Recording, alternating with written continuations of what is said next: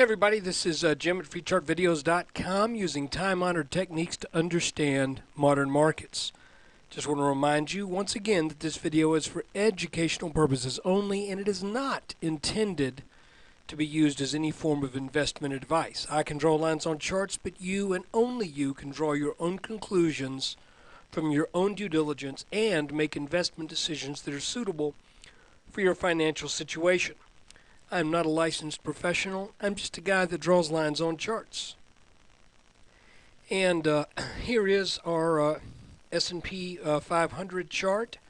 And I'll tell you what, so far, since we made these lows down around the 1260 area, this market, particularly the S&P, has really done what I've expected it to do. You know, I still think this kind of a wedge pattern that we have here between these red lines is sort of the driving force for these very short-term moves. You can see once that broke out, kind of did a back test, wanted to get back into this pattern, but could not do so. Got out of it again, then did a perfect back test.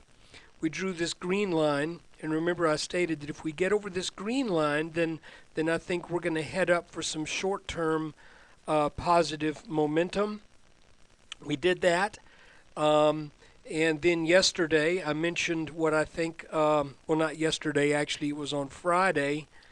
I mentioned what I was calling this mustard-colored line because I'm running out of colors. And how it looked like we were probably going to take that out, and we did. Now I've got a new little line for you, this brown line, which has been resistance. Wasn't really resistance here, but you can see it was technically important here. But resistance, and this is roughly around 1280. If we can take this out, then I think a serious run up. Well, you know, I say a serious run. It's just what, 6 points away. But I think we are destined to attack this purple line that has a little bit more technical significance to it because it is resistance on 1, 2, 3 occasions. But I think that will eventually break, and I believe as a minimum I'm expecting a back test of this orange line. I'm really thinking that's in the cards. And you remember last Friday, I think it was, we drew, I put an oval down on this chart. And I'm going to do that again in just a second so you can see kind of the general shape if this is a saucer bottom we're making here. And that's a little unusual. But it may be. It sure seems to be fitting the mold. Let me go ahead and do that. There you go. I've superimposed this oval. And you can see how this has really followed the contours of a curve since that steep sell-off back in early June. So let's see if this is setting up, if this is going to continue and maybe gain a little momentum and possibly head up to check this orange line. Again, this market doesn't look real healthy right here. You know, every small gain seems to be coming with a great deal of effort. But, you know, clearly there is a rounding that's taking place here. And I guess we'll know when it comes time for us to set our next short-term low if it is above the mid-1250s. Again, we're looking at, I'm looking at two areas of resistance right now. I'm looking at this purple line and also probably this blue line.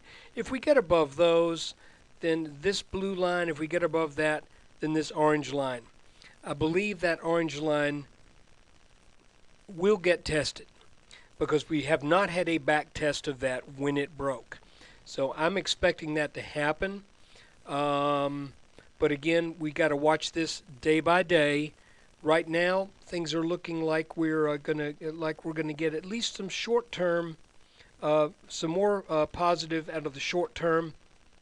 And again, we'll just see what happens. If we break this purple line here, then that points to something in the 1320s if you measure the depth of this pattern. So anyway, that's kind of what's going on with the S&P 500. A lot of people consider the Dow Transports to be the leader. So let's take a quick look at the Dow Transports. Okay, here's your Dow Jones Transportation Average, and look, you can see that where we are right here, basically, in the S&P as it relates to this possible rounding bottom, the transportation average has gone ahead and started to round up. So that appears to be, as many suspect, at least at this point, it also appears to be that the Dow Jones Transportation Average is ahead of the curve here, literally and figuratively. So look, that's the analysis for today. I do appreciate your tuning in to watch this video, and if you like what you see, please come by and visit freechartvideos.com and help me out with your joining the forum, and also maybe just I need your web traffic, and we do a video like this every day.